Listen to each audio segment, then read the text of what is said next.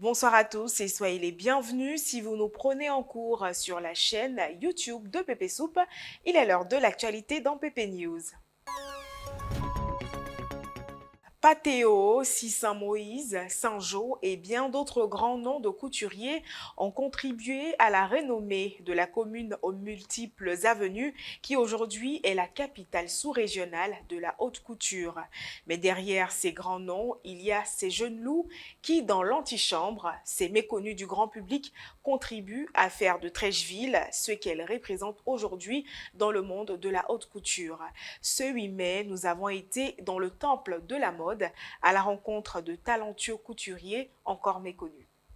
Trècheville est l'une des grandes plaques tournantes de la couture à Abidjan. Dans les différentes rues, on retrouve de grandes entreprises de couture comme Fall Création. Dans ce domaine, on retrouve également de jeunes couturiers méconnus, mais qui participent aussi à la valorisation de la couture ivoirienne. Je me nomme Siaka Création. L'atelier s'appelle Siaka Création. Nous sommes à Trècheville. Je suis heureux de vous recevoir aujourd'hui.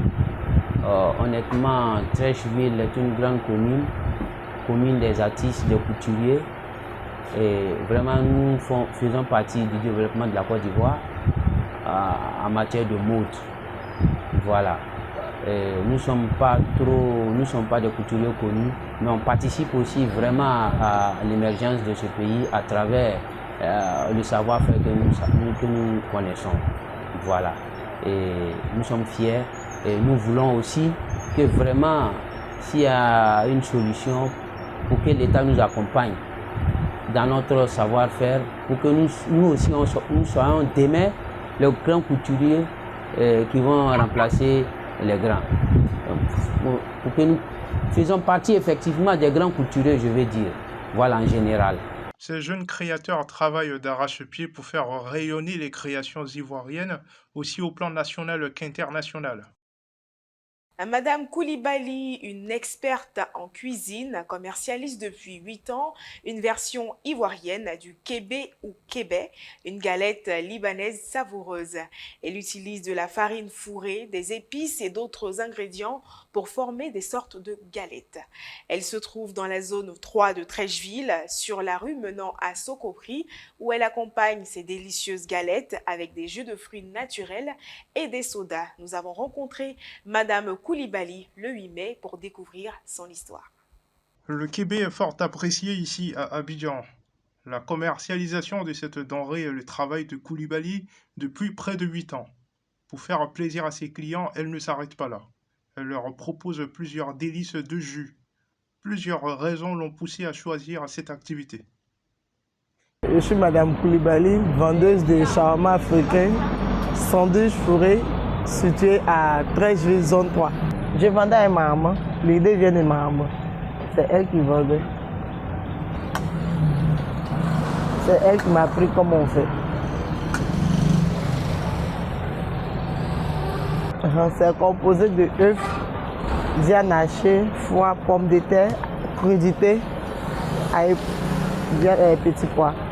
Bon, alhamdulillah, ça marche très bien. Les gens aiment ça très beaucoup. On fait souvent dans les cérémonies aussi, mariage, baptême, tout ça là.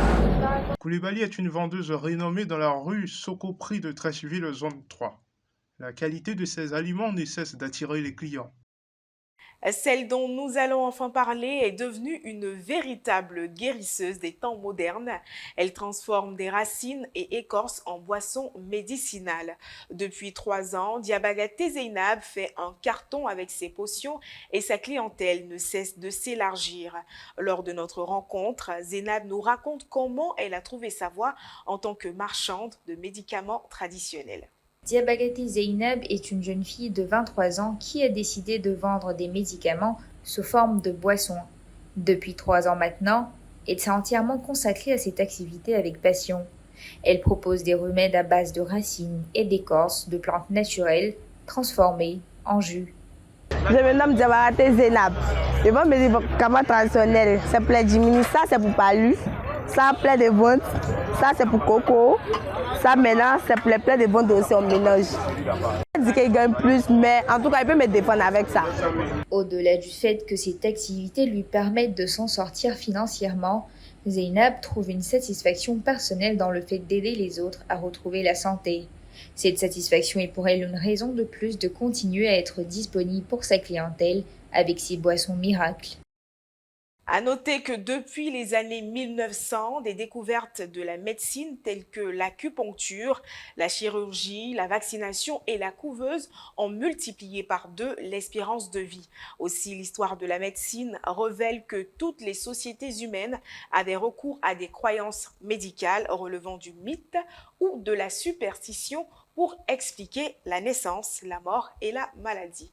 Voilà, c'est tout pour PP News. Merci de nous avoir suivis. À demain.